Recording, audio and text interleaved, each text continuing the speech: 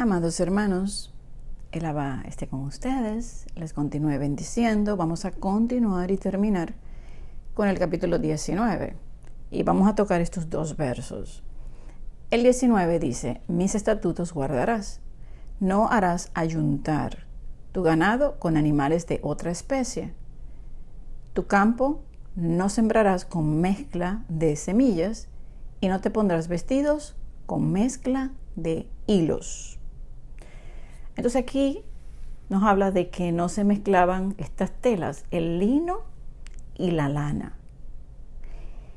No se sabe, yo estuve buscando el porqué de la prohibición, pero yo preguntaba al Abba que cuál era la simbología o qué significaba esto.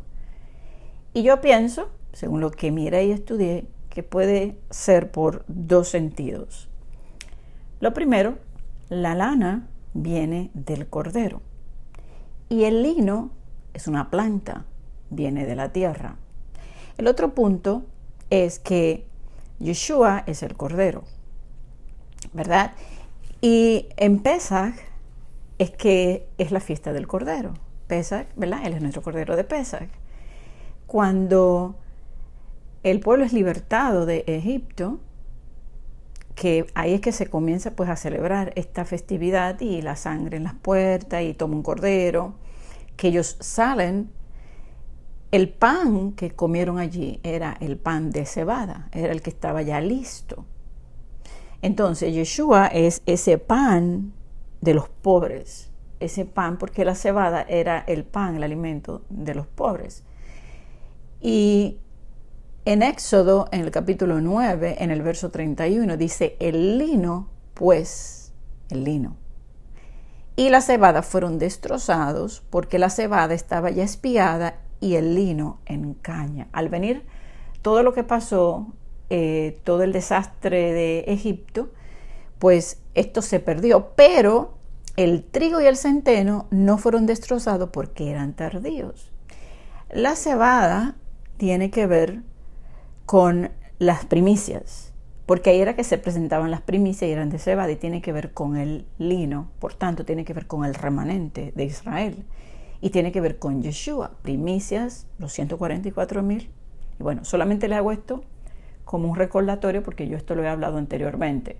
Entonces, el cordero es en este tiempo, Pesaj, y el lino en este tiempo también, y la cebada, las primicias, Yeshua, y también primicias de la cosecha, los 144,000, Apocalipsis 7:14, y el trigo, la gran multitud. Cebada y trigo. El trigo es tardío, la cebada madura primero. El otro punto es, no se mezclan los animales. O sea, están juntos, pero no mezclados. O sea, no mezclarlo, no unirlo. O sea, fíjese que cuando Él venga, Él separa a los cabritos de los corderos. Y dice que los cabritos los llama a los impíos, por cuanto tuve hambre, no me diste de comer. O sea, y está hablando de aquellos que no hicieron misericordia, aquellos que no mostraron su fe. Y ellos le preguntan: ¿y cuándo estuviste en la cárcel? No te visitamos. Y le dice: malditos, apartados de mí. Entonces fíjese que los corderos y los cabritos, ellos están juntos, pero va a llegar una separación. Entonces, por eso también la Escritura dice que no nos unamos, no nos mezclemos con las rameras, porque tú te vuelves una con ella. Entonces aquí está hablando de una separación. Y eso me lleva también al trigo y la cizaña. O sea, el trigo y la cizaña están creciendo juntos, pero no mezclados, juntos. Y luego Él separa el trigo de la cizaña. Y aquí vemos que el trigo es semilla, no mezcle semilla. Y cabritos y corderos, ¿verdad? No mezcle animales. No te mezcle con el mundo. No te mezcle con la falsedad, con la Babilonia. Porque si tú tomas el vino bueno con el vino malo, ¿verdad? Y lo une, o sea, la verdad con la mentira, va a salir una mentira. No te mezcle con las religiones, no te mezcle con lo inmundo. Separa lo puro de lo impuro. O sea, fíjese que esa mezcla es una separación. Somos separados del mundo. Estamos en el mundo, estamos con ellos, pero no somos del mundo, no nos mezclamos. Entonces, cordero, cabrito, ahí vemos la parte de animal. trigo, cizaña, ahí vemos la parte de la semilla, juntos, ¿verdad? Pero a la misma vez separados. Déjalo junto, al final él lo separa. Tanto él va a separar el trigo de la cizaña como el cordero del cabrito. La otra, que es también no mezclar la tela. Y aquí está hablando de lana y lino.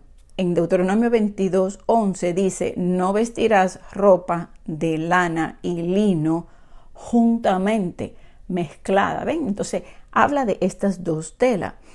El vestido del sacerdote, pues era de lino. La túnica de Yeshua, pues era de lino. Él es el sacerdote. El manto era de lana. Usted busca de qué se hace el talí, el manto, que vemos hoy en día, y es de lana. Entonces, y dice que era tejida de una sola pieza. Vamos a ver lo que dice Juan, capítulo 19, versos 23 y 24, en cuanto a las vestiduras de Yeshua.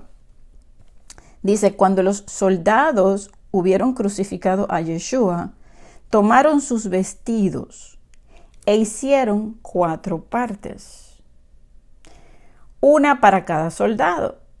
Tomaron también su túnica, la cual era sin costura, de un solo tejido, de arriba a abajo. Entonces dijeron entre sí, no la partamos, sino echemos suerte sobre ella, a ver de quién será. Esto fue para que se cumpliese la escritura, lo profetizado, que dice, repartieron entre sí mis vestidos y sobre mi ropa echaron suertes. Ok, entonces, aquí vemos que la túnica, y aquí vemos el lino, y la lana, separados, y tienen, cada uno pues simboliza algo. Entonces, el lino, la túnica, representa la perfección del carácter y la santidad. De un solo tejido simboliza la unidad, único, uno, un salvador, una fe, ¿verdad? Entonces, cuando dice que es partido en 4 partes, fíjense que son 4 soldados, esto simboliza que va hacia los 4 extremos de la tierra. El otro punto es que también, no solamente que simboliza la túnica y la santidad de Yeshua, que es la justicia, ¿verdad? Las obras justas, pero también la túnica de José, que era de muchos colores, ¿verdad? Que también representa a las naciones, a los 4 extremos de la tierra. Entonces, los 4 extremos, un pueblo santo, ¿de dónde nos recoge él? De los 4 extremos de la tierra. Y recuerden, Espíritu ven y sopla de los 4 vientos, y Apocalipsis 7 ven y sella, ¿verdad? Dice que había 4 ángeles y que soplaban, espérate, y ve y sella. Entonces, fíjense que 4 extremos, 4 soldados que iban ahí a diferentes lugares, entonces se llevaba cada uno una parte. Entonces, esto es en cuanto a la túnica. Luego, el manto de lana, que simboliza el cordero, la cobertura. ¿Por qué? Porque el manto se usaba para cubrirse, ¿verdad? La salvación también simboliza el Sukkot, la tabernáculo, ¿verdad? Yeshua es el tabernáculo. También simboliza pues ese pacto, el tabernáculo, la presencia, el santuario único, fíjese, único, de un solo tejido de arriba abajo. Como ya vimos el santuario único en el otro tema, Yeshua es el santuario único, Yeshua es el cordero único, es tu única cobertura, es la salvación, es el tabernáculo, es el talit. Y el talit tiene 4 bordes. Y en los bordes están, ¿qué? Los sixi, los mandamientos. Y recuerden la mujer que toca el borde del manto, ya eso también lo vimos. Y fíjense cómo todo esto va como si fuera un rompecabezas encajando y como si nos fuera complementando cada capítulo. El Cordero de Elohim, escuche esto, que quita, expía, reconcilia, cubre el pecado del mundo, que hace un manto, cobertura, cubrir. Entonces, el cordero, ¿verdad? El manto se hace de lana, cubre, ¿verdad? El pecado del mundo. La palabra Kippur, que ya estudiamos, que es perdón, y también le toqué esto, es kapar, Kippur, de kapar, que significa reconciliación, y kapar es para cubrir. Entonces, manto y cobertura, perdón, reconciliación. Para los 4 extremos donde está su pueblo, incluyendo a Judá, que lo vamos a tocar en este punto. Recuerden que el día de Yom Kippur, el día del perdón, es cuando Él desciende para unir a Judá con nosotros, porque el nuevo pacto es para los 2 pueblos, unirlo. Cuando la Escritura profetiza que Él vendrá y que reinará y que ya no seremos 2 reinos, no seremos 2 pueblos, no podemos querer ser uno solo y dejarlo a ellos atrás. No hay tal reino si ellos no están unidos a nosotros. Y aquí en este capítulo, tanto el otro lo enfatiza bastante, pero también nos deja claro cómo van a suceder las cosas y que las Escrituras nos van mostrando. Ahora vamos a leer también en el Salmo 50, versos 5 y 6, dice: Juntadme mis santos, los que hicieron conmigo pacto con sacrificio. Entonces, santos que viven en santidad, los que hicieron pacto están en el nuevo pacto, leyes en la mente y en el corazón, sacrificio de shalom, de paz, de reconciliación. Y cuando tú te entrega completamente a Él por medio del Cordero. Y escucha esto: y los cielos declararán su justicia, porque Elohim es el juez. Justicia, Elohim es el juez. Reúneme a los santos, los que están dentro del pacto. Entonces, la salvación es gratuita a todos, más la santificación es obrar en justicia, es tu caminar, depende de tu caminar hacia Él. Aquí cuando te habla de las vestiduras de lino, que son las obras de justicia de los santos, que es tu santificación, tu purificación y tu caminar a través del Cordero. Porque mire cómo, el Cordero, que es Yeshua, que es tu cobertura, es lo que te lleva a caminar hacia Elohim.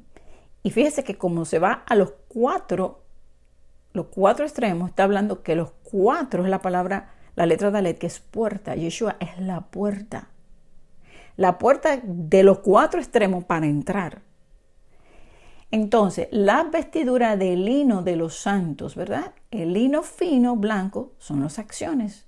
Y recuerden que los ángeles, y cuando vienen vestidos de ese lino finísimo, y que a la novia, a la esposa, se le ha concedido vestirse de blanco, de una túnica, y que también las almas debajo del altar le dieron vestiduras blancas, túnicas blancas, y le dijeron que descansase. Entonces tiene que ver esta túnica con esa salvación y esa blancura con tu santificación, con tu caminar.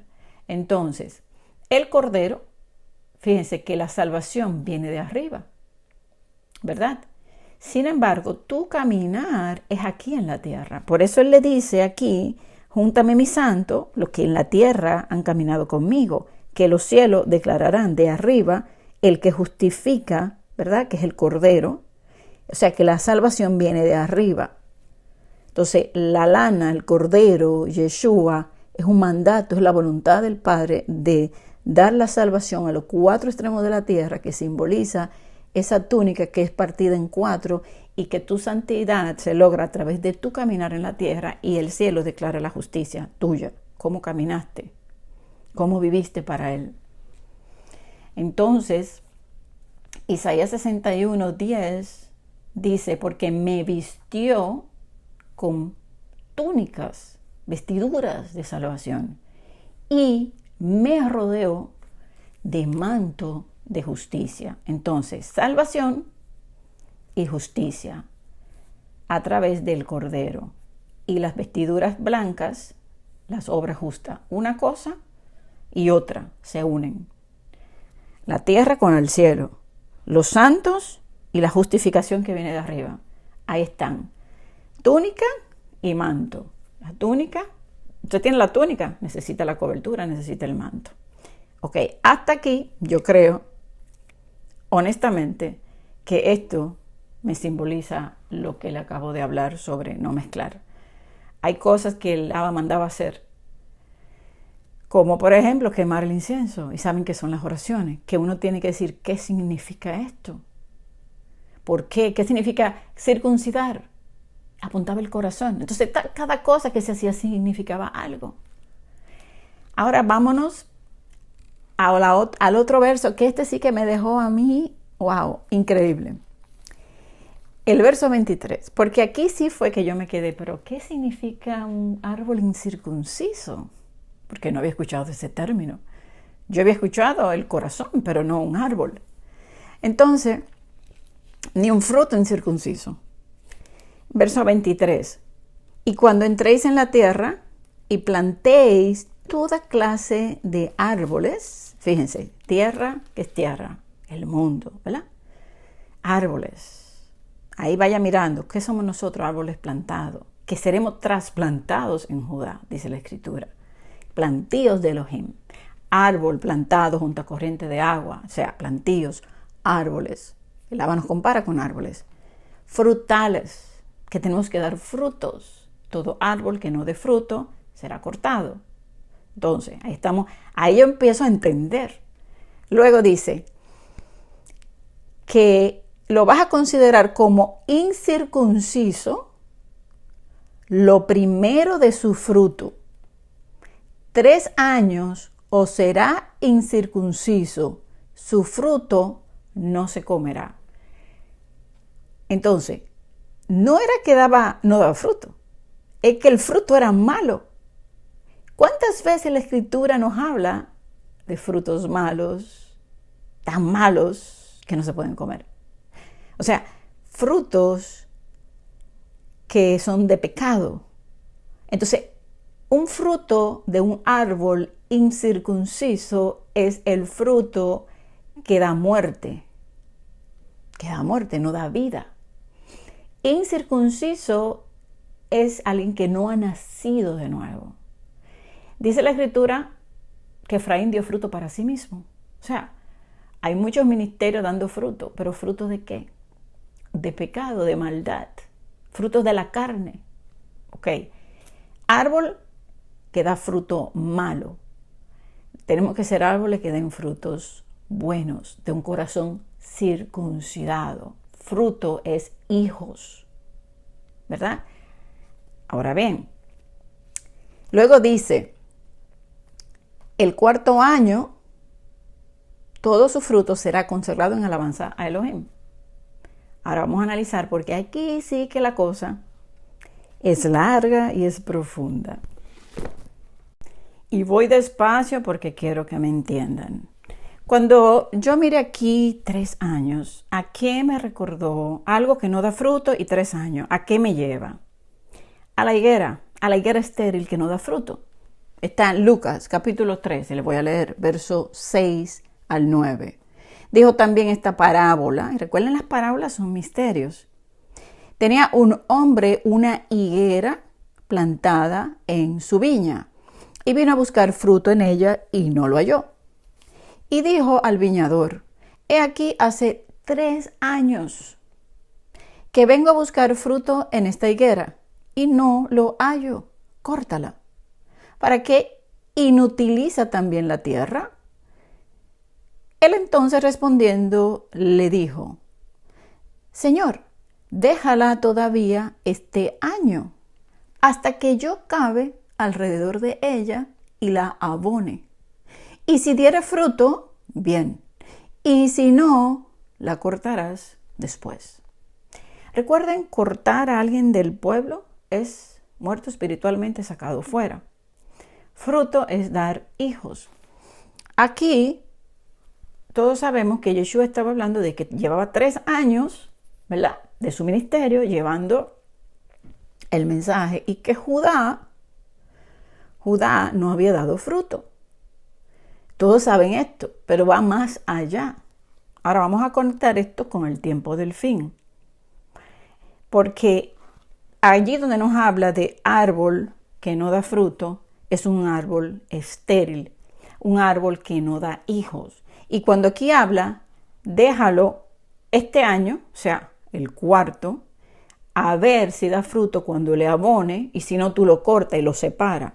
O sea, para que me vayan entendiendo, lo corta del pueblo, lo separa.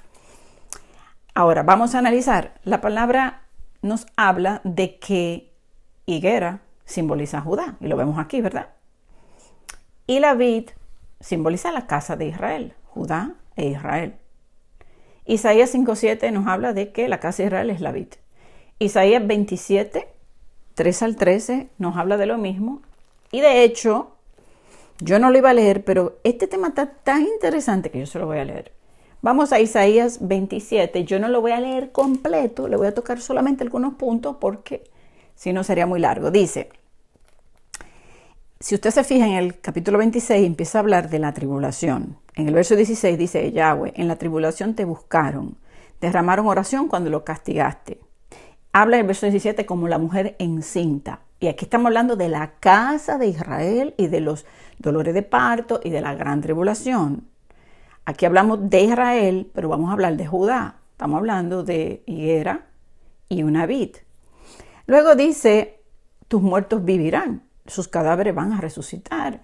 Y luego dice, escóndete un poquito en lo que pasa la indignación, o sea que viene el castigo, Elohim se levanta para castigar.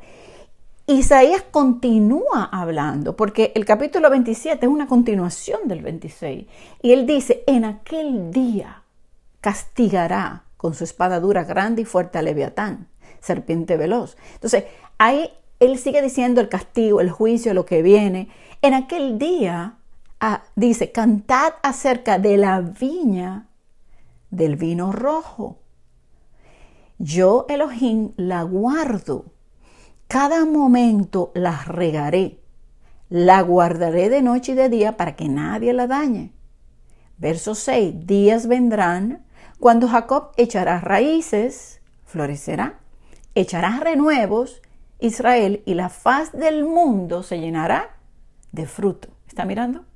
Israel dará su fruto en el mundo, en los cuatro extremos. Entonces, luego dice, porque aquí está hablando de Israel, no de Judá, de Israel, dará su fruto y llenará la tierra Jacob. Luego dice, en el verso 8 dice, con medida los castigarás en sus vástagos. Pues viene la medida del castigo. Luego dice verso 9, de esta manera pues será perdonada la iniquidad de Jacob. Y este será todo el fruto, la remoción de su pecado. Entonces, el fruto, cuando él quite el pecado, ahí se va a dar. Y esto yo lo voy a volver a repetir para que recordemos, porque a veces los temas se me hacen más largos, es porque yo quiero que estén seguros de que lo que estoy hablando tiene fundamento escritural, de qué fruto, ¿verdad? Es la remoción del pecado cuando Él lo perdone. De la misma manera que va a perdonar a este gran remanente de los hijos de Israel, de toda raza, lengua y nación que están en el mundo, de la misma manera Él va a traer el perdón a Judá. Ni uno ni el otro se lo merecen. Y yo les repito que los de Efraín, las naciones, el castigo es más fuerte, porque en el libro de Oseas dice que será un león para ellos y cachorro de león para Judá. ¿Por qué? Porque aquellos no tienen excusa. Sin embargo, los judíos han sido cegados para que entre la plenitud de las naciones, pero ellos han hecho con este camino, lo han blasfemado, han pecado. Entonces el castigo es mayor para el que sabe hacer el bien, el que conoce la verdad. Por eso le dice a su pueblo, ¿qué más puedo hacer contigo? Ya lo hice todo. Y como quieras, ahí es que duele, porque yo entiendo la condición del judío. Y a pesar de eso, recuerden que Él dejó, hay un remanente de judíos que está con nosotros, en el remanente, que Él es la cebada, que es los que maduraron primero, por misericordia de ese resto, ese remanente. Entonces, dice en el verso 12 de Isaías 27, acontecerá en aquel día que trillará. ¿Y qué es trillar? Tribulación, trillar el trigo. Yahweh, desde el río Éufrates hasta el torrente de Egipto, y vosotros, hijos de Israel, seréis reunidos uno a uno. Nada caerá, nada se perderá. Viene el zarandeo y Él lo va a recoger uno a uno. Y el verso 13 dice, acontecerá también en aquel día que se tocará gran trompeta. Y vendrán los que habían sido esparcidos en la tierra de Asiria y los que habían sido desterrados a Egipto y adorarán a Elohim en el Monte Santo en Jerusalén. Se tocará trompeta, gran trompeta, cuando Él recoja a los desterrados y dice que luego estaremos todos adorando en el Monte Santo. Entonces, Él nos recoge. Subimos como está escrito en el libro de Revelaciones, a ese mar de cristal y fuego. Se abre el templo, salen los 7 ángeles con las 7 copas de la ira de Elohim. Los 10 días terribles, los 10 días del juicio. Luego, ¿qué viene? Desciende. Entre Yom Teruah, trompeta, y Yom Kippur hay 10 días. Desciende. A gran trompeta también, porque ese es el día del jubileo. El día de recuperar la tierra, que ese capítulo lo vamos a estudiar. Y lo vamos a volver a repetir. Recuerden que en la repetición es que uno se va grabando, porque déjenme decirle que a mí se me olvida todo esto. ¿Usted cree que yo lo retengo? No. De hecho, yo me voy a poner a estudiar para atrás todo, porque no quiero que se me olvide nada. Se me olvida también. Todo esto lo estoy aprendiendo yo apenas. Lo que hago es que refuerzo lo que ya sé y lo voy pues poniendo junto todo, ¿verdad? Entonces, fíjese otro punto. Aquí está diciendo que los desterrados adorarán en el Monte Santo en Jerusalén. Ya aquí estamos, ¿en qué?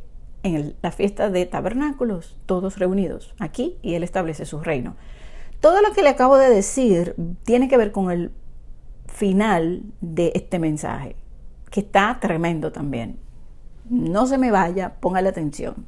Entonces, 3 años no había fruto, ¿verdad? No daba, eso lo que significa que no daba hijos para salvación, estéril. Pero también Efraín estuvo estéril. Oseas 9 dice que la gloria de Efraín volará cual ave, de modo que no habrá nacimiento, ni embarazo, ni concepciones. Y recuerden que Efraín es fructífero. Entonces, ¿cómo es que Efraín, siendo fructífero, no daba hijos? Porque estaban en pecado, incircuncisos, no daban hijos. Igual que está Judá, no da hijos para salvación, está incircunciso. Entonces, Efraín fue herido, verso 16 de Oseas 9, su raíz está seca, no dará fruto, aunque engendren, yo mataré lo deseable de su vientre. O sea, no da fruto, no engendra, no tienen hijos de salvación. Siendo Efraín fructífero, dará fruto, porque Elohim lo va a socorrer y lo va a salvar. Por eso vemos esa multitud de toda raza, lengua, nación en capítulo 7. Oseas 14:4 dice, yo sanaré su rebelión. O sea, sanaré, purificaré, reconciliaré, voy a espiarlos, voy a limpiar y los voy a entrar. Tendré misericordia de ellos. Dice que por misericordia va a sanar su rebelión. Luego, dice en el verso 7 de Oseas 14, vivificarán. O sea, van a revivir, vivificarán, nacerán de nuevo, resucitarán como trigo. Recuerden que el trigo, la cebada, ¿verdad? Entonces, el trigo es la casa de Israel, es Efraín, los hijos de Israel. Dice, florecerán como la vid. Ven que aquí nos habla de la vid, que es la casa de Israel. Van a florecer, cuando florecen echan frutos. Y dice, verso 8, de Elohim será hallado su fruto. O sea, la palabra no puede ser más perfecta, es increíble. Lo que pasa es que recuerden que era un pueblo agricultor, usa la agricultura, los animales para mostrarnos cosas que nosotros, yo no entiendo mucho de agricultura, apenas estoy aprendiendo un poquito. Entonces, es para aclarar que son 2 cosechas de frutos. Después que ambos eran estériles, tanto Efraín como la higuera, la vid y la higuera eran estériles, o sea que no daban hijos, no daban nuevo nacimiento, como ya leímos en Oseas, como estamos comparando la higuera estéril. Y de hecho, podemos también entender que los años de tribulación son 3 años y medio. Ese últimos 3 años y medio. O sea que déjalo este año a ver si da fruto. O sea que hay como una oportunidad. Y recuerden que ellos mirarán al que traspasaron cuando en un día de trompetas, y ahí van a reconocer, porque los judíos, yo estaba mirando que ellos consideran el día de las trompetas como el día del juicio. Ellos van a estar muy pendientes de ese día porque lo celebran. Y cuando ellos vean que en un día así, wow, mire el evento que pasó, y nosotros nos quedamos por no creer, ahí es que viene el celo de haber deseado tener lo que nosotros hoy tenemos.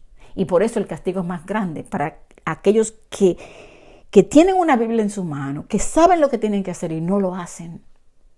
Entonces, en Apocalipsis 7 vemos allí esa gran multitud de toda raza, lengua y nación que simboliza al fructífero, a Efraín, que da frutos, que nacen hijos, que tienen vestiduras blancas, que tienen palmas en la mano, que van a entrar en tabernáculos, en esa fiesta. Esas palmas simbolizan eso, que en Apocalipsis 20 dice que se levantan para reinar porque vencieron a la bestia y a su imagen, o sea, vencieron al sistema final. Por eso entran, Él extiende su tabernáculo sobre ellos. Y el tabernáculo, recuerden, que simboliza el manto del Cordero, ese manto de justicia. Él los justifica a ellos. Y dice que lava sus vestidos en la sangre del Cordero, el manto, el tabernáculo. Yeshua es el tabernáculo, es el manto, es el Cordero, es la lana y el lino que hablamos anteriormente. Entonces, esto es una locura, todo esto. Yo le digo, Padre, pero esto es de verdad. Es increíble, de verdad. Yo me maravillo. Y aquí contándole y grabando, porque ya yo lo había visto y yo me quedé como, ¿qué? ¿Esto es posible? ¿Será verdad todo esto? Entonces, Oseas 6:11, recuerden que se lo digo y vuelvo y se lo repito. También para ti, oh Judá, está preparada una siega. ¿Cuándo va a venir esta siega? Esta cosecha de almas, frutos de la higuera. ¿Cuándo? Cuando yo haga volver a la vid. Cuando yo haga volver el cautiverio de mi pueblo que esté entre los 4 extremos de la tierra. La túnica, los 4, la puerta, los colores, las naciones, Apocalipsis 7. Yo haga volver, el hacedor, yo soy que los haré volver. Yo voy, es de mí que será hallado su fruto. Yo voy a remover su pecado por misericordia. Yo voy a derramar de mi espíritu. No se lo merecen, ni ellos mucho menos se lo merecen que los judíos. Déjenme decirle, mucho menos nosotros. Entonces, cautiverio. ¿Dónde está el cautiverio? En los 4 extremos, las naciones. Apocalipsis 7. Los 4 extremos de la tierra. Entonces, si la vid es la casa de Israel, entonces, fíjese que dice que la higuera está entre ellos. Pero es estéril, porque dice que plantó una viña, ¿verdad? Y Salmo 80 dice, desciende, ven la viña que tu diestra plantó. Yeshua planta esta viña, planta la palabra en nosotros. Nosotros tenemos que dar frutos, pero no ha dado fruto Efraín, pero ahí está Judá entre ellos. ¿Por qué? Porque los judíos no solamente, la Escritura nos habla de que están en Israel, pero están por todas partes del mundo. Por eso dice que vendrán y la descendencia también. Entonces, ahora, esto simboliza no solo, ¿verdad? Como ya les dije, lo que pasó cuando Yeshua vino, que no había fruto, pero también conecta con el 4º día cuando dice el 4º año. Entonces, dice ahí que por 3 años no hay fruto y está incircunciso. ¿Y cuándo es que va a dar fruto? Al 4º año. Y el 4º año podemos ver, ¿verdad?, una simbología del 4º día, porque proféticamente se habla de día por año. Y yo me puse a buscar 4º día y 4º año en la Escritura. Y tiene que ver con Judá. Y tiene que ver con la higuera. Usted lo va a ver. Ok, entonces, leímos en Levítico 19:23, 3 años será incircunciso. Ya sabemos que es incircunciso, no nacido de nuevo. No hay nuevo nacimiento, no hay fruto. Corazones incircuncisos, como dice Ezequiel 11:19, les daré un corazón de carne y un espíritu nuevo pondré dentro de ellos, ¿verdad? Entonces la circuncisión es la del corazón y es un nuevo nacimiento, dar fruto, cosecha, hijos. Verso 24. Y el cuarto año. Todo su fruto será consagrado en alabanza para Yahweh. Cuarto año. Entonces, cuando vino Yeshua, pasaron 3 años, él estaba ahí llevando el mensaje y no había fruto. También sabemos que luego pues hubo fruto. Recuerden cuando el derrama del Espíritu Santo y que esa gran multitud de los 3,000 los reciben y se van por todas las naciones. Pero también, o sea, ahí nos está marcando algo. Después que él parte, ¿verdad? De que termina, pues viene este fruto. Pero también vamos a ver, porque después que pasan los 3 años y medio de la tribulación, ahí está la higuera, déjala ahí, que va a dar fruto. Cuando pasa el día de Yom Teruah, que ahí sus ojos son abiertos, y ese punto lo tocamos, donde dice mirarán. Y mirar, fíjese que tiene que ver con revelación, y ellos van a mirar, o sea, ahí es como que ellos van a empezar a despertar y mirarán al que traspasaron y llorarán como se llora por unigénito. Fíjese que ahí es derramado el espíritu de gracia y oración y empieza este proceso de arrepentimiento de ellos que los lleva al día de la aflicción, que es Yom Kippur. Yom Kippur, el día del perdón, la reconciliación, cuando Él desciende y los defiende. ¿Por qué los defiende? Porque ellos están ahí llorando, están ahí alabando, pidiendo, o sea, ahí están empezando ellos a entender y pasan ese proceso. Escuche esto. Cuarto año, todo su fruto será consagrado en alabanza. Todo significa todo. Ahora, su fruto. Fruto, pues es en hebreo descendencia. Toda su descendencia. ¿La descendencia de quién? De la higuera, de Judá. También significa fructífero, dará fruto. De estéril a fructífero. También significa consagrado en santidad. O sea, este fruto será consagrado en santidad, se santificará, se purificará. Recuerden que leímos en Zacarías que serán purificados y que quitará todas las inmundicias. Ok, entonces, alabanza, recuerden, todo su fruto, toda la descendencia de Judá será consagrada en santidad, en alabanza para Elohim. La palabra alabanza es fiesta. Hilul significa gozo, regocijo y celebración de acción de gracias por la cosecha. ¿Sabían que el nombre de Judá es del verbo leodot, que se traduce como dar las gracias con alabanza a Elohim? Y está relacionado con agradecimiento y alabanza.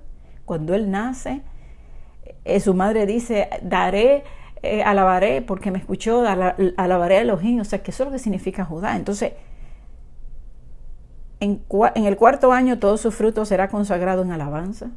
El fruto, alabanza, hablando de Judá y de gratitud. Mire lo que dice Romanos 11:15. Porque si su exclusión, o sea, excluyeron a los judíos, si su exclusión es la reconciliación del mundo, exclusión es los rechazaron, le negaron las posibilidades de entrar, lo descartaron, separaron de otro grupo. Eso significa exclusión, separados, descartados. Si su exclusión, haberlos separado, rechazado, negarles las posibilidades, pero es temporal, es la reconciliación tuya y mía del mundo, los 4 extremos de la tierra, ¿verdad? De la casa de Israel, de los hijos de Israel. ¿Qué será su admisión? La palabra admisión es su aceptación, su aprobación, ingresarlo, admitirlo, darle entrada. Y dice, mira lo que dice, sino vida de entre los muertos.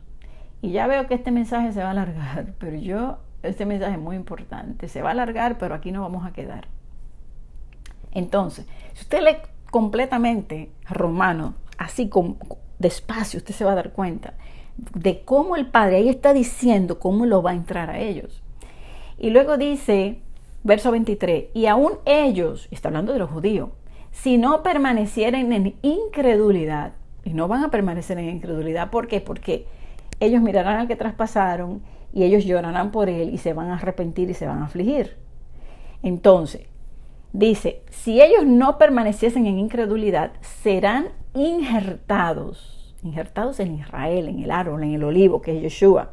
Pues poderoso es Elohim para volverlos a injertar. Y luego dice allí, no ignoren el misterio, dice Pablo, no ignoren este misterio. Misterio es una revelación. Porque ellos fueron endurecidos en parte hasta que hayan entrado la plenitud de los gentiles. ¿Quién es la plenitud de los gentiles? Efraín, los hijos de Israel entre las naciones. Génesis 48, su descendencia formará la plenitud, la multitud de las naciones, toda raza, lengua y nación que vemos en Apocalipsis 7. Y luego dice el verso 26 de Romanos 11, y luego todo Israel como un solo pueblo será salvo. Como está escrito, vendrá de Sión el libertador que apartará de Jacob la impiedad. Y este será mi pacto con ellos. ¿Con quiénes? Con los judíos. Mi pacto con los judíos. Cuando yo quite sus pecados. De la misma manera que quitó la impiedad de Jacob, va a quitar el pecado de los judíos. Y como hablamos anteriormente, en un solo día. Porque recuerden que son dos pueblos divididos y que era de dos pueblos, de dos reinos, uno. Y recuerden que así comienza este capítulo de Romanos. ¿Ha desechado Elohim a su pueblo? En ninguna manera. O sea, no hay forma de que Él los haya desechado porque ya está profetizada esta salvación. Y continúa diciendo en el verso 28, así que en cuanto al Evangelio, las buenas nuevas de que Israel puede regresar, las buenas noticias, son enemigos por causa tuya y mía, por causa de nosotros. Pero en cuanto a la elección, son amados por causa de los padres. Son amados. Eso no se puede quitar. Él los ama y Él los va a salvar de la misma manera que ama a Efraín, siendo Efraín un novillo indómito, rebelde y apóstata. Él los ama. Verso 32, porque Elohim sujetó a todos nosotros, judíos, gentiles, todos nosotros, en desobediencia, fuera de pacto, en desobediencia, para tener luego misericordia de todos. Ahora bien, yo le seguí preguntando al Padre que me conectara, ¿qué más? Sobre el cuarto día o el cuarto año, si lo vemos de una manera profética. En Zacarías 12, fíjense que dice, en aquel día Elohim defenderá al morador de Jerusalén. Y en el verso 10 dice, y derramaré mi espíritu sobre ellos. Y ya esto lo vimos en el tema de Yom Kippur, pero le quiero recordar ese punto. Él le va a defender. ¿Y por qué le quiero mostrar de que Él va a defender? Porque ahora yo conecto a Judá con la historia de Lázaro y el cuarto día de la resurrección de él. Y lo conecto a lo que dice Romano, donde dice, porque si su exclusión es la reconciliación del mundo, ¿qué será su admisión sino vida de entre los muertos? Lázaro había muerto. Al cuarto día lo resucitó. El árbol al cuarto año, día por año, profético. Escucha bien. Elohim defenderá a su pueblo. Lo va a ayudar, lo va a socorrer. ¿Recuerdan en el Salmo 121 de dónde vendrá mi socorro? Mi socorro viene de Elohim que hizo los cielos y la tierra. Socorro es salvación, liberación. Entonces, ¿cómo lo conectamos a Lázaro? No solamente por el cuarto día, cuarto año, pero también porque el nombre de Lázaro, que es Eleazar, significa Elohim ayudará. Elohim ha socorrido. Entonces yo me fui a leer la historia de Lázaro, ¿verdad? Y veo que el cuarto día, y yo me preguntaba, yo siempre me pregunté, ¿por qué él esperó tanto? Y hay una razón. Dice que él se detuvo hasta que llegara ese día. para que el milagro sea más grande, para glorificar al Abba. Y por eso es que dice que esa muerte era para la gloria de Él. Y muchas personas, pues yo también, pues lo veía como algo que pasó en ese momento y ya. Pero no, va aún más allá. Vamos a leerlo. Y está en Juan 11:4. Dice, Yeshua dijo, esta enfermedad no es para muerte, sino para la gloria de Elohim, para que el Hijo de Elohim sea glorificado por ella. Recuerden que enfermedad, lepra, contaminación es pecado. El pecado, ¿verdad? Esa incircuncisión, el mundo enfermó. Y también, o sea, dice aquí que esto era para la gloria de Elohim, para que Yeshua fuese glorificado por lo que Él va a hacer. Porque ¿quién lo va a defender? ¿Quién pondrá su pie en el monte de los olivos? Y ellos mirarán al que traspasaron y Él se va a glorificar cuando Él venga, los defienda, lo ayude, destruya a los enemigos y le entregue la tierra y establezca ahí el reino. Entonces yo visualizaba a Lázaro como Judá, a María como esos que están a los pies de Yeshua, esa cebada, ese remanente de Israel, lo que quedó, a Marta, la que está afanada, la señora Marta, ¿verdad? Los hijos de Jacob, todos los hijos de Israel. O sea, yo lo visualizaba así. Porque en el libro de Oseas siempre se ven como si fueran tres grupos, aunque son uno, ¿verdad? Son dos pueblos, solo que en la casa de Israel está la cebada y el trigo, que son cosechas del tiempo de Pesach, del Cordero, y que unos maduran primero que los otros. Entonces, fíjese que cuando él llega, le dice, ya pasaron 4 días, hiede ya. O sea, ya hedía, estaba en su extremo del pecado, de ya, no hay, o sea, no hay forma, fueron desechados, no hay forma de salvación. Es como que, imagínese usted que Él nos recoja. ¿Quién pensaría que después de Él recogernos y venir las copas de la ira, este pueblo se pudiera salvar? Pero sin embargo, Él le dice, después de ahí al 4.º día, ven fuera. Y dice que Lázaro salió, dice, atado de manos, pies y con vendas envueltas en su rostro. ¿Cómo está el pueblo hoy? En ataduras de pies y de manos y con los ojos ciegos, lleno de ataduras, lleno de cosas que ya hieden al 4.º día, al 4.º año. O sea, ¿no le parece increíble? Por eso yo decía, esto es increíble. ¿Y qué dice la Escritura en Romanos 11? Vida de entre los muertos. Sal ya, estaba muerto. Hedía ya, lleno de ataduras, ciego. Sin embargo, esta muerte, este heder, estas ataduras, cuando yo las suelte, porque ¿qué hace cuando Yeshua da la salvación y da la vida nueva? Se rompen las ataduras. Todas esas ataduras, idolatría, todo eso lo va a romper en sus hijos. Pero la cosa no se queda aquí. Yo después que llego aquí, yo le pregunto al Padre, pero Padre, ¿y eso significa todo esto?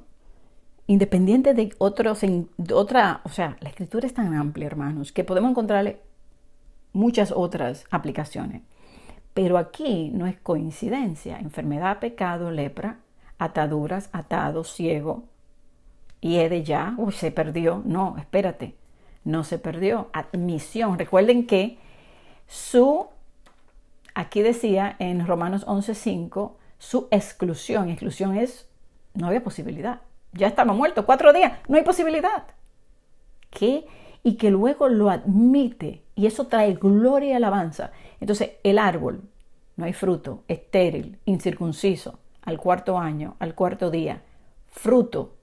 ¿Fruto que trae qué? Alabanza. Alabanza, Judá. Elohim ayudará, que es el nombre de Eleazar. Entonces, Judá significa alabanza. Imagínense la alabanza que va a hacer Judá cuando esto pase para la gloria de Él.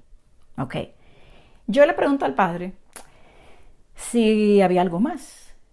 Y yo le dije que me diera algo más para seguir complementando esto, si era así. Y me da 2 de Crónicas, capítulo 20. Y yo, increíble. Cuando yo llego aquí, hermano, aquí sí, porque este capítulo, déjeme decirle que es uno de mis favoritos. Siempre me ha gustado, siempre lo he compartido. No se lo voy a poder leer entero para no extendernos, porque me falta, él me dio otra cosa más, que lo conectó con esto. y se va a hacer largo este capítulo, este tema, porque lo voy a tener que terminar. No puedo echar para atrás. Escuchen.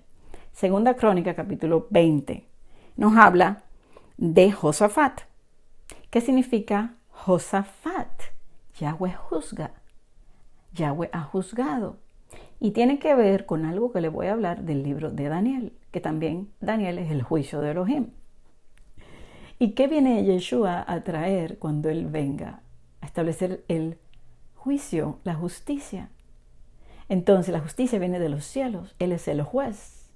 Elohim lo ha mandado a Él como el juez, sino que todo juicio se lo ha dado al Hijo. Entonces Josafat era de la tribu de Judá. Esta situación que está pasando aquí en Crónica era de los judíos exclusivamente, no estaba Israel.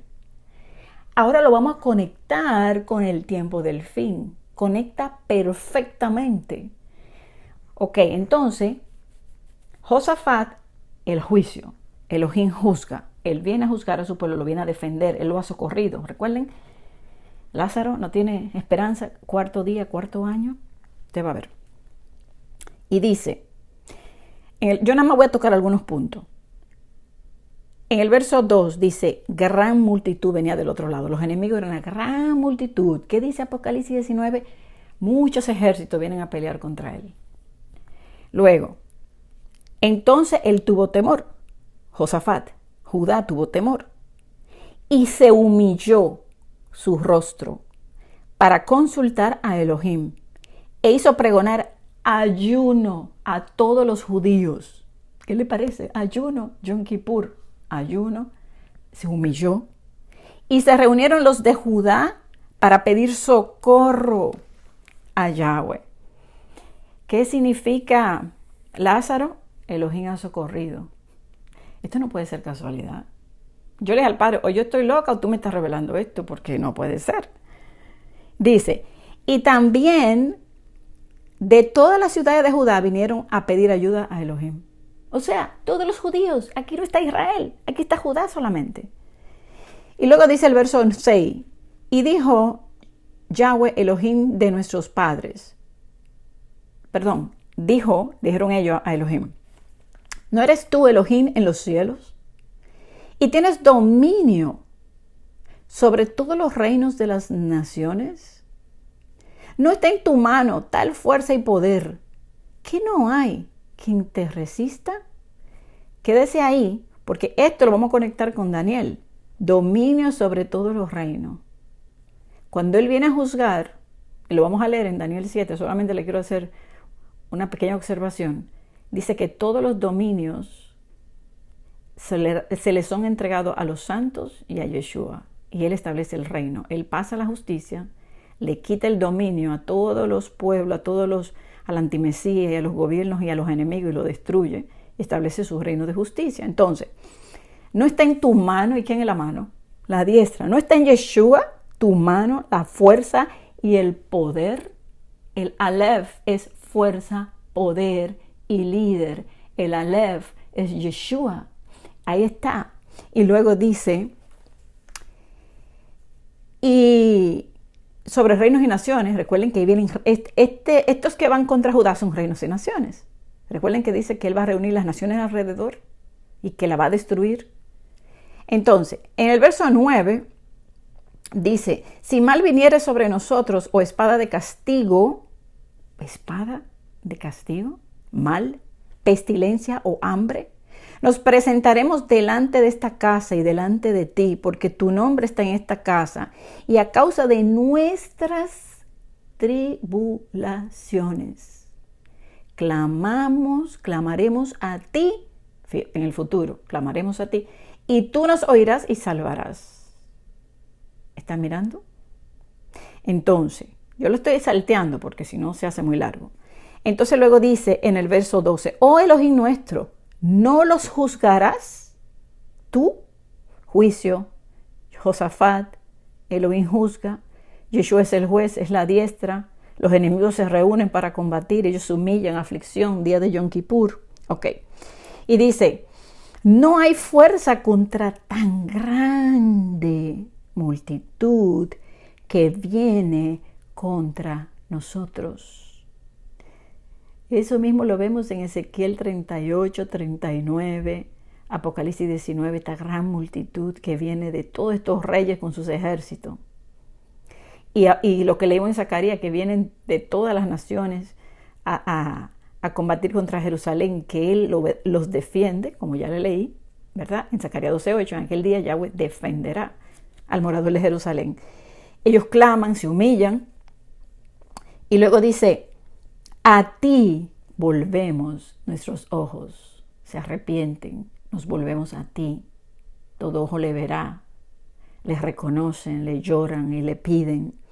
Y dice, y todo Judá, los judíos, estaban en pie delante de la presencia de Elohim, con sus niños y sus mujeres y sus hijos, estaban todos con los niños allí. Y luego, él le dice, no teman ni se amedrenten delante de esta multitud tan grande, porque no es vuestra la guerra, sino Elohim peleará por ellos, y lo dice en Zacarías, aquí habla del capítulo 15. Dice el verso 17, no habrá para qué pelear ustedes en este caso. Paraos, está quieto y mirad a Yeshua, la salvación. Mirad a Yeshua, mirad su liberación y su salvación, la salvación de Yahweh. Con ustedes, Elohim con ustedes, ahí está Yeshua. Oh Judá y Jerusalén. Recuerden que Él va a defender al morador de Jerusalén, a los judíos, a la casa de David. No teman, no desmayen. Salid mañana contra ellos, porque Yahweh estará con ustedes. Y bueno, empezaron a alabar. Verso 19, se levantaron los levitas de los hijos de Coat y los hijos de Coré para alabar. ¿Cómo ellos ganaron? Alabando. Entonces se vistieron con sus vestiduras, empezaron a glorificar porque su misericordia es para siempre. Se acordaron de esa misericordia, en la ira, acuérdate de tu misericordia. Ellos conocen estas palabras de que cuando el pueblo clama, Él tiene misericordia y se compadece, porque su misericordia es más alta que los cielos. Entonces, en el verso 22 dice, y cuando comenzaron a entonar cantos de alabanza, y en eso sí que son buenos los judíos, porque ellos alaban y conocen las escrituras y solamente tienen que abrirse sus ojos para ellos entonces entender todo bien. Imagínense, ellos conocen las escrituras, pero no tienen revelación. Cuando Yeshua se les sea revelado, es como ya todo va a empezar a encajar allí y ellos van a empezar a glorificar y alabar a Elohim. Entonces dice que Elohim, Yahweh, puso los hijos de Amón, de Moab, del monte de Seir, que por cierto Edom, Amalek, los enemigos, dice Esaú, las emboscadas de ellos mismos que venían contra Judá, contra los judíos nada más, y se mataron los unos a los otros. ¿No es eso lo que dice el libro de Revelaciones? ¿No es eso mismo lo que dice Ezequiel 38 y 39? Que se matarán, que Él enviará pánico y se matarán unos a otros. Se lo expliqué anteriormente. ¿Ven cómo todo va confirmando y conectando? Y dice, verso 24, y luego que vino Judá a la torre del desierto, miraron hacia la multitud, he aquí yacían ellos en tierra muertos, pues ninguno había escapado. ¿Qué dice Apocalipsis 19? Vengan aves para que coman de los cuerpos muertos que han caído, que murieron por la espada, por la palabra profetizada del que montaba el caballo. La salvación, ven y vean la salvación de Elohim. Yeshua, la salvación, la diestra, tu mano fuerte, poderosa. Entonces, aquí conecta. Y al cuarto día se juntaron en el valle de Beraca. Al cuarto día, cuarto año. Porque allí bendijeron a Elohim y por esto llamaron el nombre de aquel paraje, el valle de Beraca, hasta hoy. Beraca es bendición. Le llegó la bendición. Entonces, fueron bendecidos en gran manera, al punto que dice aquí que todo Judá y los de Jerusalén y Josafat, dice, volvieron a regresar a Jerusalén gozosos, porque Yahweh le había dado gozo, librándolo de sus enemigos. Y vinieron a Jerusalén con salterios, arpas y trompetas a la casa de Elohim. Verso 30, y el reino de Josafat tuvo shalom, porque Elohim le dio shalom, reconciliación. por todas partes. ¿No es eso un reino de paz y de justicia y que Él va a destruir a los enemigos y que estaremos gozosos y cantando y que entraremos veremos a Yeshua y que alabaremos y subiremos a adorar en Jerusalén cuando Él establezca su reino? Entonces, ahí se cumple. Esto está simbolizando todo esto. Ahora, quiero que vayamos también a Daniel capítulo 7. Aquí nos habla del antimesías. Y dice que va a quebrantar a los santos, que va a blasfemar con su boca, que los va a quebrantar, pero se le dará, verso 25, tiempos y medio tiempo. 3 años y medio. Entonces el cuarto día, el cuarto año, después de esos 3 años y medio viene el cuarto día o el cuarto año. Ya pasó. Cuando pasen esos 3 años y medio, que Él nos levanta, que Él desciende. Recuerden que le dijo a la higuera, no la corte, déjala este año, a ver si da fruto. Entonces, dice aquí, verso 26, pero se sentará el juez. Recuerden Josafat, Yahweh juzga, Eleazar, Yahweh ha socorrido. Entonces, ¿cómo te socorre? Pues te socorre de los enemigos. El enemigo te viene a asediar y Él te defiende y te bendice y te da paz. Se sentará el juez y le quitará su dominio para que sea destruido y arruinado hasta el fin, y que el reino y el dominio y la majestad de los reinos debajo de todo el cielo sea dado al pueblo de los santos del Altísimo, cuyo reino es reino eterno y todos los dominios le servirán y obedecerán. Recuerden que les hablé de que Él es el juez, Él se sienta, ¿verdad? Él da la victoria, Él defiende, Él establece su reino, destruye al antimesías y establece su reino en la tierra. O sea, tumba todos los dominios, y recuerden que Él es la roca, que destruyó la estatua, que también le hablé de eso, y que todos esos reinos caen y Él establece su reino de justicia. Josafat, Yahweh juzga. Aquí dice que Él es el juez, pero las cosas no se quedan aquí. Ahora nos vamos a Joel, capítulo 3. Vamos a leer del 11 al 21. Y dice, juntaos y venid, naciones todas de alrededor, y congréguense. Haz venir allí, oh Yahweh, a tus fuertes. Despiértense las naciones y suban al valle de Josafat, el día del juicio. Ahí está. Porque allí me sentaré para juzgar a todas las naciones de alrededor.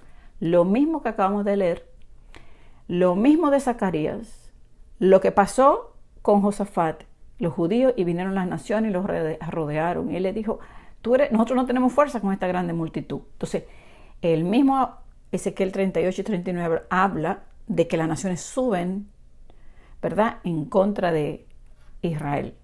Entonces, también no se le olvide, Zacarías 14, donde Él pone el pie en los montes de los olivos. Entonces, dice, echad la hoz, porque la mies está ya madura. Ahí es que recoge el trigo. Y si nos vamos a Apocalipsis 14, Él recoge el trigo y luego trae el juicio cuando pisa el lagar de la ira de Elohim. Entonces dice, venid y descended porque el lagar está lleno. Rebosan las cubas porque mucha es la maldad de ellos. La maldad va a llegar al extremo, se va a multiplicar, y Él trae el juicio por la maldad del mundo. Y luego dice, muchos pueblos en el valle de la decisión, porque cercano está el día de Yahweh. En el valle de la decisión, el sol y la luna se oscurecerán y las estrellas retraerán su resplandor. Y Yahweh rugirá desde Sión. ¿Quién es el león de la tribu de Judá que ruge como león? Yeshua. Desde Sión pondrá sus pies en el monte de los olivos y dará su voz desde Jerusalén. ¿Cómo es la voz, la palabra, la espada que sale de la boca, que destruye a los enemigos, que entran en pánico, se matan unos con otros? Por la palabra fueron muertos todos los ejércitos. Y temblarán los cielos y la tierra. Pero Yahweh será la esperanza de su pueblo y fortaleza de los hijos de Israel. El himno de los judíos se llama La Esperanza. La esperanza no se ha perdido de ser un pueblo en tu tierra. La esperanza de Yeshua de 2000 años. Así dice la canción, la esperanza de 2000 años. Ahí está. No se ha perdido la esperanza. Y esa esperanza es firme. Sus ojos serán abiertos. Y entonces Él viene a defender. Y Él viene a juzgar, a destruir a los impíos y a establecer su reino de paz. Así como pasó en Judá. Judá es como la última batalla, donde Él viene y ahí sí pone los pies en el Monte de los Olivos. Cuando Él viene por nosotros, viene en las nubes. Eso le expliqué. Y dice, y conoceréis que yo soy Yahweh, vuestro Elohim, que habito en Sión, mi santo monte. Y Jerusalén será santa.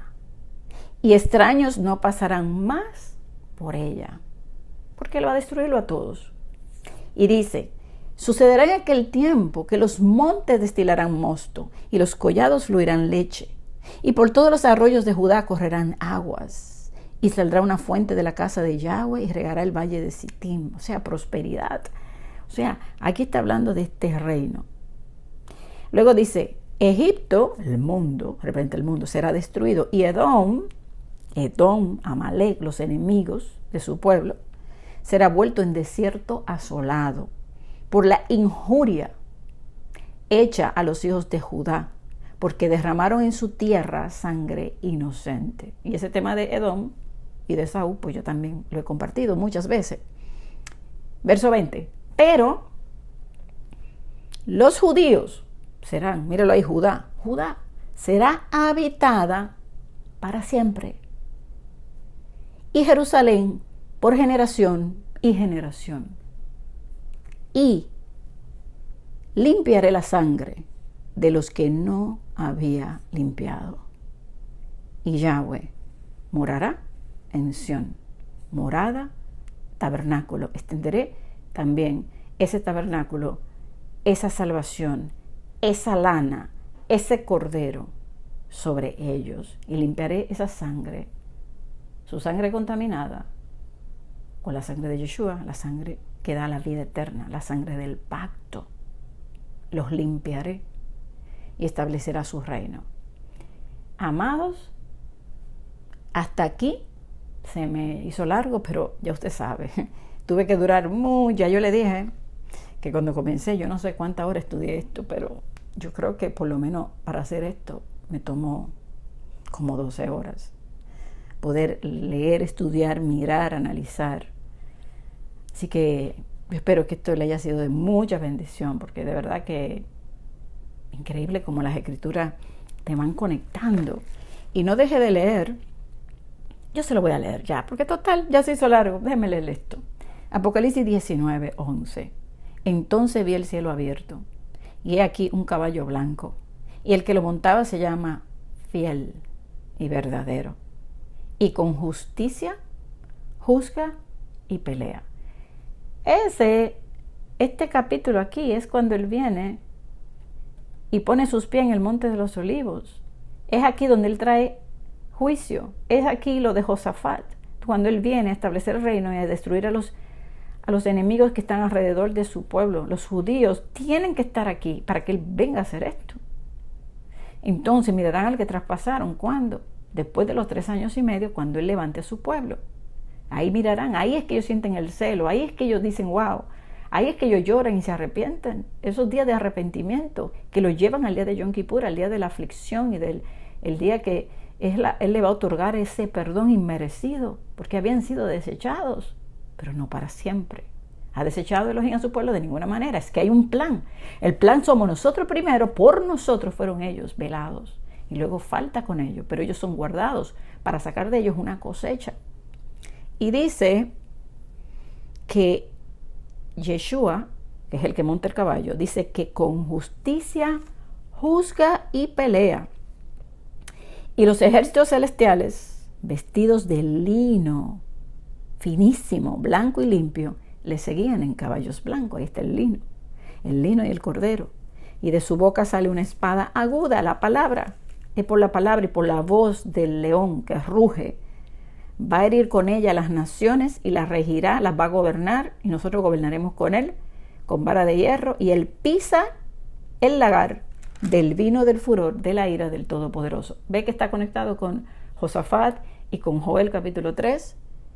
Y entonces dice aquí ya, para terminar, que en el verso 21, que todos los demás, cuando él apresa a la bestia, al falso profeta, recuerden lo que leímos en Daniel, que se le da el juicio y que entonces esto cae, y dice que mueren por la espada que salía de su boca. La voz, dio su voz y tembló todo.